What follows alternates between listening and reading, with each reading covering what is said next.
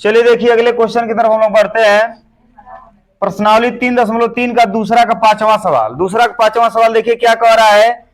किराए पर पुस्तकें देने वाले किसी पुस्तकालय का प्रथम 3 दिनों का किराया, प्रथम 3 दिनों का एक नियत किराया है तथा उसके बाद प्रत्येक अतिरिक्त दिन का अलग किराया है। नियत किराया का मतलब हुआ निश्चित, वो जितना लगना है उसको मतलब उतना लगेगा। अतिरिक्त दिन का किराया वो प्रत्येक दिन का अलग अलग है। ठीक है, किराया है। सरिता ने 7 दिनों तक एक पुस्तक रखने के लिए 27 रुपया अदा किए। सरिता ने 7 दिनों के लिए पुस्तक रखा, जिसमें कितना रुपया उसने दिया? 27 रुपया दिया। और 27 रुपया दिया तो 27 रुपया जो दिया तो उसमें 3 दिन का निश्चित किराया है। अब बाकी कितना दिन बच रहा है? 4 दिन। तो 4 दिन में एक एक दिन का किराया अलग अलग है। ठीक है, 27 रुपया अदा किए। जबकि सुशी ने एक पुस्तक 5 दिनों तक रखने के लिए 21 रुपया अदा किए। सुशी 5 दिनों तक पुस्तक रख रही है तो वो कितना रही है? 21 रुपया। नियत का प्रत्येक अतिरिक्त किराया ज्ञात, जो लास्ट में उसी को मानते हैं। क्या पूछ रहा है? नियत किराया और प्रत्येक अतिरिक्त दिन का किराया। तो जो हल करेंगे तो मान लेंगे, मानेंगे। माना 3 दिनों का, माना 3 दिनों का नियत किराया, माना 3 दिनों का नियत किराया, माना 3 दिनों का नियत किराया बराबर कितना बाबू? 100 रुपया। कितना रुपया? 100 रुपया। ठीक ना, 100 रुपया। तथा प्रत्येक अतिरिक्त दिन का किराया, क्या कह रहा है? प्रत्येक अतिरिक्त दिन का किराया तथा प्रत्येक अतिरिक्त दिन का किराया, अतिरिक्त दिन का किराया, दिन का किराया कितना रुपया मानेंगे बाबू? रुपया वाई। ठीक ना। अब देखिए प्रश्नानुसार क्या लिखेंगे? प्रश्नानुसार, प्रश्नानुसार प्रथम शर्त, प्रश्नानुसार प्रथम शर्त। तो जब प्रथम शर्त में हम लोग लिखेंगे तो क्या होगा बताइए? प्रथम शर्त में क्या कह रहा है? प्रथम शर्त में कह रहा है सरिता ने 7 दिनों तक, प्रथम शर्त में सरिता ने 7 दिनों की पुस्तक रखने के लिए 27 रुपया अदा किए। तो 7 दिनों में 3 दिन का तो निश्चित है, तो 3 दिन का कितना हो गया हमारा? 100 रुपया। कितना रुपया? 100 रुपया। बाकी को दिन बच रहा है उसमें? 4 दिन। 7 दिन में 3 दिन निकल गया, 3 दिन का आपका 100 रुपया है। बाकी को दिन बच रहा है? 4 दिन। तो 4 दिन का किराया अलग है ना, तो 4 दिन का कितना हो जाएगा? 4 वाई। कितना होगा? 4 वाई। ये 4 दिन का पूरा नहीं ना है, ये 3 दिन का पूरा है, लेकिन एक एक दिन का है वाई रुपया। तो 4 दिन का को वाई होगा? 4 वाई हो जाएगा। और दोनों मिला के कितने के बराबर है बाबू? 27 रुपया के। कितना रुपए के बराबर है? 27 रुपया के बराबर है। इसको इक्वेशन नंबर क्या मान लेंगे? फर्स्ट। अब देखिए द्वितीय शर्त क्या लिखेंगे? द्वितीय शर्त। द्वितीय शर्त में जब लिखेंगे तो द्वितीय शर्त हमारा क्या कह रहा है बताइए? सुशी ने, जबकि सुशी ने एक पुस्तक 5 दिनों तक रखने के लिए कितना रुपया अदा किए? 21 रुपया अदा किए। तो 5 दिन के लिए रख रही है तो उसमें 3 दिन का किराया फिक्स है। कितना रुपया? 100 रुपया। तू तो 100 रहेगा, 100 रहेगा कि नहीं रहेगा? वो 100 हो गया। अब प्लस बाकी को दिन बच रहा है? 3 दिन निकल गया तो को दिन बच रहा है? 2 दिन ना। 5 दिन में 3 दिन निकल गया तो को दिन बचा? 2 दिन। तो 2 दिन का किराया कितना हो जाएगा? 2 वाई। कितना वाई हो जाएगा? 2 वाई। भाई देखिए 3 दिनों का है, ये एक एक दिन का है। एक एक दिन का वाई रुपया, तो 2 दिन बच रहा है तो 2 दिन का को वाई? 2 वाई बराबर कितना आया है? 21 रुपया। इसको समीकरण नंबर क्या मान लेंगे? सेकेंड। अब इसको जब हम हल करेंगे तो हमारा आंसर आ जाएगा। बहुत आसान है। लिखिए समीकरण 1 तथा 2 से, समीकरण 1 तथा 2 से, समीकरण 1 तथा 2 से जब इसको हल करेंगे तो समीकरण 1 को उतारिए, x प्लस 4y बराबर कितना है? 27। ठीक ना। और समीकरण 2 को उतारिए, x प्लस 2y बराबर कितना हमारा है? 21। ठीक ना। अब बताइए इसमें x बराबर है कि y बराबर है? x बराबर है। चिन्ह भी इसका समान है, तो घटाने पर लिखेंगे कि जोड़ने पर? घटाने पर। तो यहां लिखेंगे घटाने पर। ठीक ना, क्योंकि जब चिन्ह को बदलने की आवश्यकता होती है तो घटाने पर लिख करके चिन्ह को बदल दिया जाता है, क्योंकि घटाते समय ही चिन्ह बदलता है, जोड़ते समय चिन्ह नहीं बदलता है। अब देखिए x से x हमारा क्या हो गया, कट गया। अब बताइए 4y में से 2y घटेगा तो क्या y बचेगा, 2y।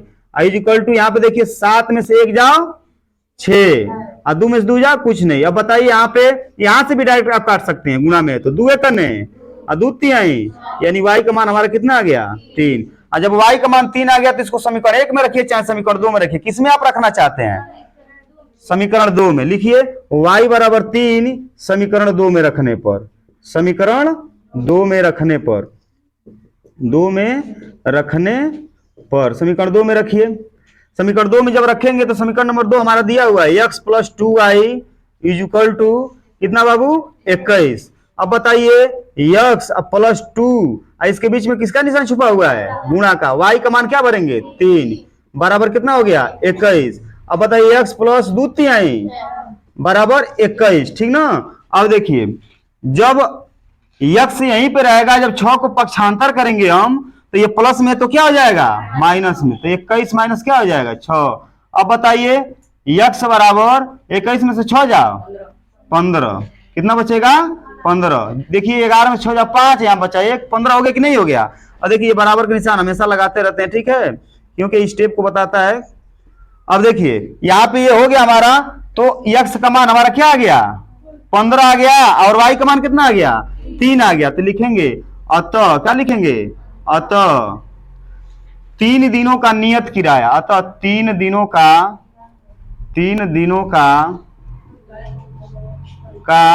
नियत किराया,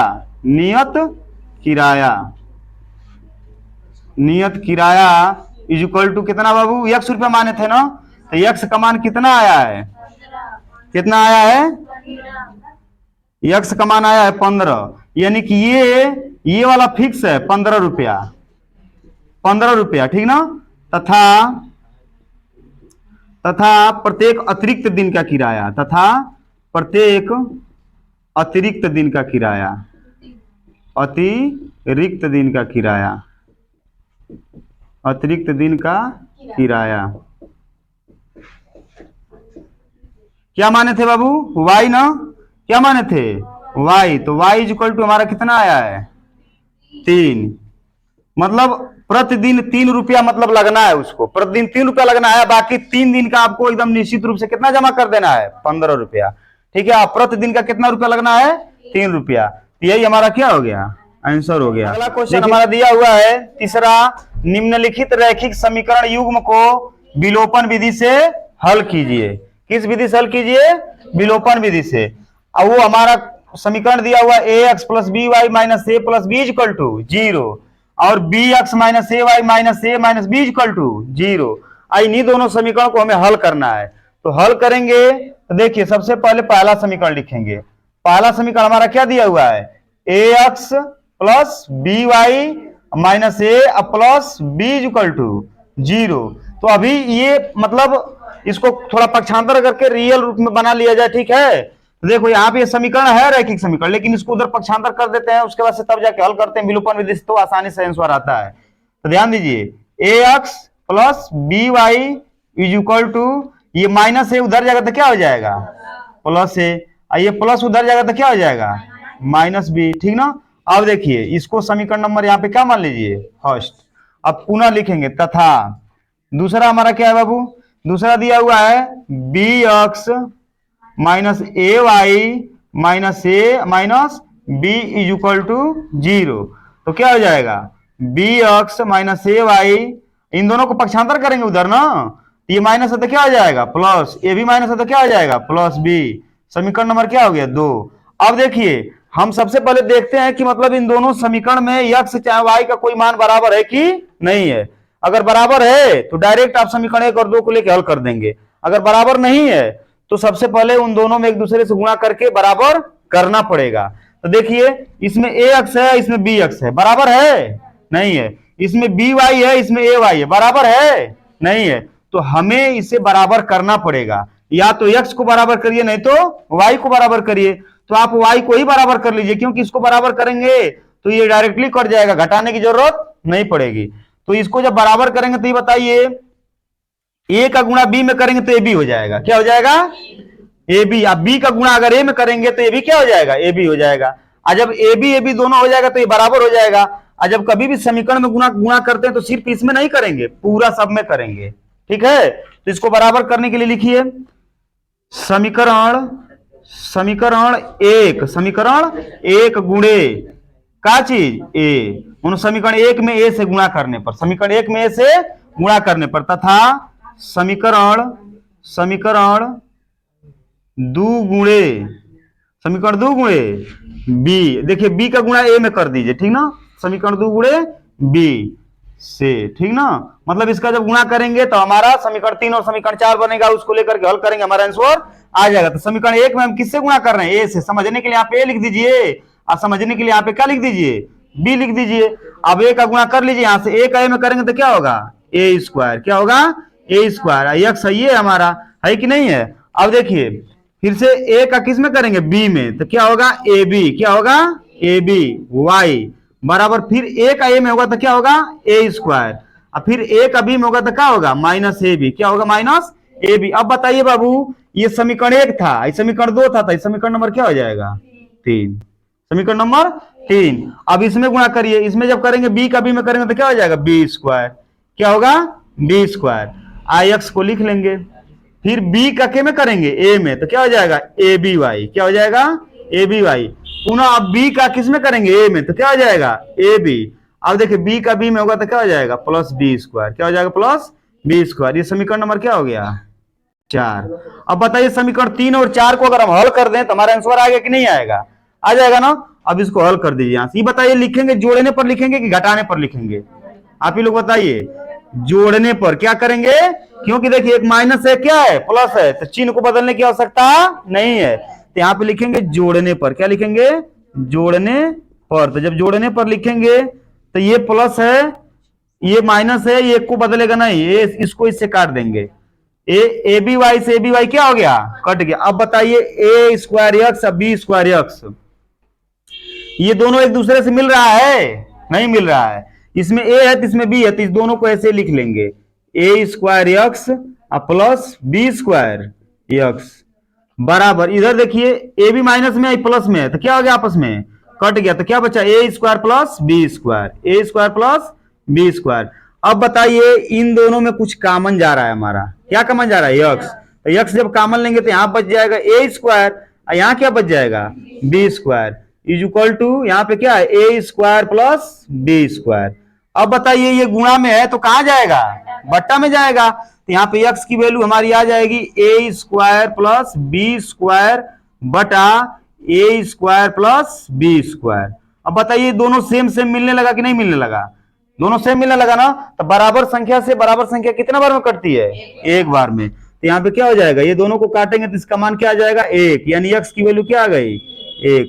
अब देखिए x का मान जो हमारा 1 आ गया, अब इस मान को समीकरण 1 में भरिए चाहे समीकरण नंबर 2 में भरिए, किसी में भी भरेंगे तो y का भी मान आएगा। तो यहाँ पे लिखिए x बराबर 1 समीकरण 1 में रखने पर, समीकरण 1 में रखने पर, ठीक ना, x बराबर 1 समीकरण 1 में रखने पर, समीकरण 1 में रख दीजिए। समीकरण नंबर 1 उतारिए, क्या दिया हुआ है हमारा, ax, क्या बाबू, ax plus B Y is equal to कितना है बाबू, a माइनस बी।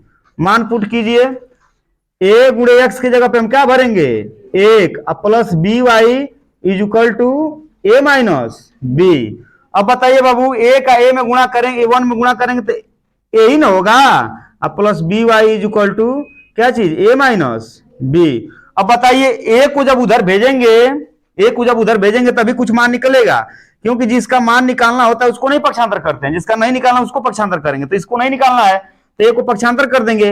अब बी वाई जो है तो इसको जब निकालना है, वाई का मान निकालना तो इसको नहीं पक्षांतर करेंगे, ठीक है। तो हल कीजिए तो क्या हो जाएगा, B Y is equal to क्या दिया हुआ है, ए माइनस बी, हाई प्लस है तो क्या हो जाएगा, माइनस।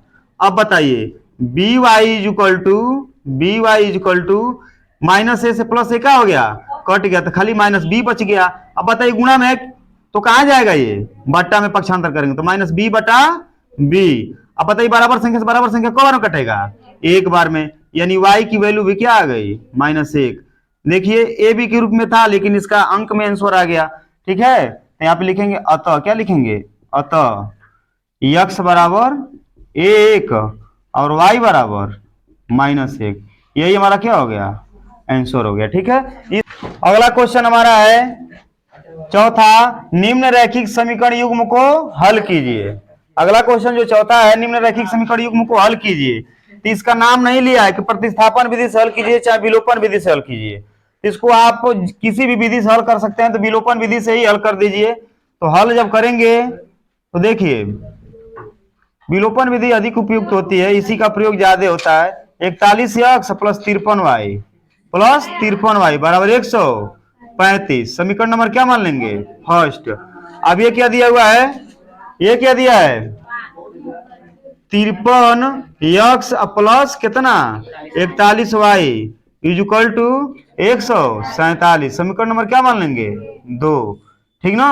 अब बताइए बाबू समीकरण 1 और 2 हम देख रहे हैं कि समीकरण 1 में 41x है, 53x है, इसमें 53y है तो इसमें 41y है। एक दूसरे के विपरीत से मतलब गुणा करेंगे तो बराबर हो जाएगा, वैसे बराबर दिख नहीं रहा है, तभी तो इसका गुणा करना पड़ेगा। तो y को पहले बराबर कर लीजिए, x की वैल्यू पहले निकालिए। ठीक है, जब दोनों से हमको वही काम करना है तो सबसे पहले y निकालिए। तो क्या करेंगे, समीकरण 1 गुणे क्या चीज 41 तथा समीकरण 2 गुणे 53 से। अब समझने के लिए यहाँ पे 41 लिख दीजिए गुणा के रूप में, यहाँ पे क्या लिख दीजिए 53 लिख दीजिए, और गुणा करते जाइए और मान निकालते जाइए। अब बताइए बाबू 41 का जब हम 41 में गुणा करेंगे, देखिए 41 है ना, है तो 41 का 41 में जब गुणा करेंगे तो देखिए 41 गुणे 41, एक कने एक चौके 4, 4 कने 4, 4 चौके 16, 1 4 4 8 6 1 नहीं 4 4 8 में रहेगा, 6 ऐसे रह जाएगा, 1 1681, कितना आएगा 1681 यक्स। अब प्लस अब 53 में भी गुणा कर लीजिए 41 का, 53 में जब 41 का गुणा करेंगे तो 1 3 3 1 5 5 4 3 12 का 2 हासिल 1 4 5 20 1 21 0, यहाँ पे क्या हो गया 5 2 7 1 2 5 2 7, अच्छा यहाँ पे 3 रहेगा, ये 3 जब जोड़ेंगे तो यहाँ पे 3 रह जाएगा, 5 2 7 1 ये 2 2173, कितना आ रहा है 2173 वाई। अब देखिए 135 में 41 का गुणा कीजिए, यही सब क्वेश्चन थोड़ा सा बहुत परेशान करता है जिसमें गुणा भाग ज्यादा दे देता है। 1 5 5 1 3 3 1 कने 1 4 5 20 के 0 2 4 3 12 14 4 हासिल 1 4 कने 4 1 5 5 3 4 1 5, यहाँ पे क्या है 5, यानी 5535, कितना आ रहा है 5535। ठीक ना। अब कीजिए 53 का, जब 53 का 53 में करेंगे तो ध्यान दीजिए 53 का जब वर्ग आप लोगों को याद रहेगा तो ये गुणा नहीं करना पड़ेगा, 3 3 9 3 5 15, यहाँ पे देखिए 5 3 15 का 5 हासिल 1 5 5 25 1 26, ठीक ना। आई 9 5 5 10 के 0 हासिल 1 6 1 7 1 8 ये 2 2809, कितना आएगा 2809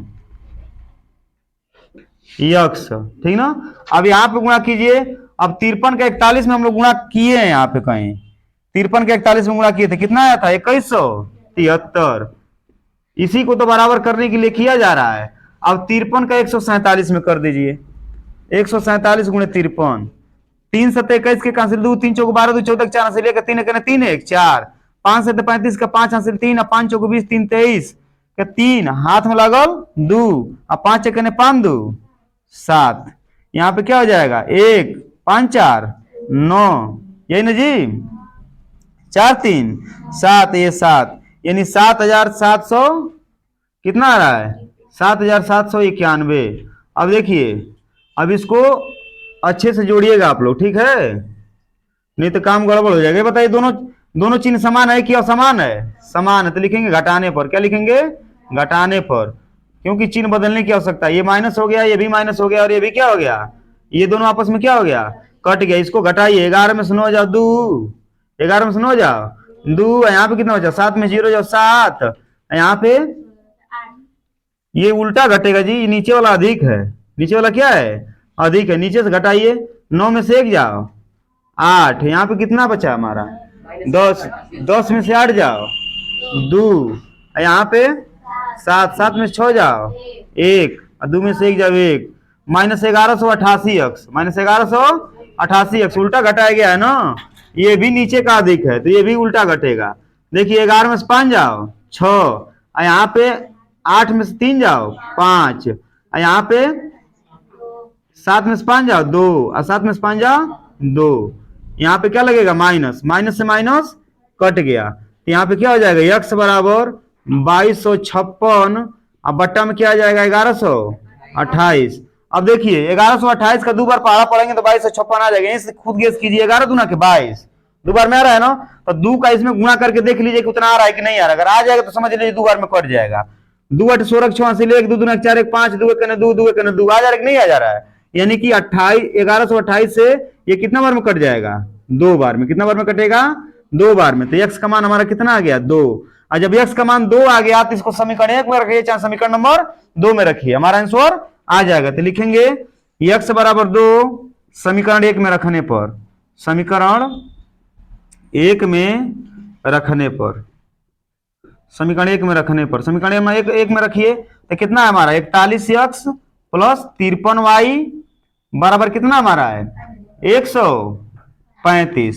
तो यहाँ पे क्या हो जाएगा 41 x के जगह पे क्या भर रहे हैं गुणा का निशान लगा के 2 प्लस 53y बराबर कितना 135। तो यहाँ पे देखिए 41 के 2 में गुणा कीजिए, 41 दूना के 2 1 2 2 चौके 8 82 और प्लस 53y इक्वल टू कितना 135। तो 53y इक्वल टू 135 तो रहेगा, और जो 82 है उसको पक्षांतर कर देंगे क्योंकि हमें y का मान निकालना है तो y को थोड़ा पक्षांतर करेंगे, बस अंक को पक्षांतर करेंगे। तो प्लस 82 उधर जाएगा तो क्या हो जाएगा -82। तो ये 53y इज इक्वल टू ठीक है तो क्या हो जाएगा हमारा 5 में से 2 जाओ 3 और 13 में से 8 जाओ कितना हो जाएगा 5। अब देखिए ये 53 और 53 बराबर आ गया कि नहीं आ गया। अब y बराबर 53 बटा 53। देखिए सवाल जो गुणा भाग ज्यादा बड़ा दिया रहता है ना अक्सर हम देखें कि उसका आंसर भी कट पीट के बहुत छोटा आता है, एकदम सटीक कटने वाला आंसर आता है। देखिए 53 से 53 क्या हो गया कट गया को बार में 1 बार में, यानी y का मान कितना आ गया 1।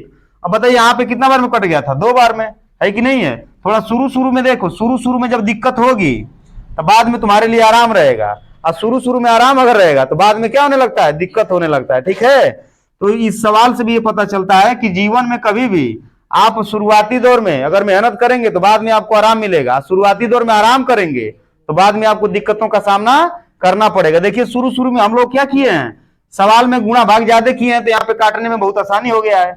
यहाँ पे देखिए इसका मान 1 आ गया तो यहाँ पे क्या हो गया आपका x बराबर 2 और y बराबर 1, यही क्या हो गया हमारा आंसर हो गया। ठीक है, इस प्रकार से सवाल लगाएंगे हम। ठीक है।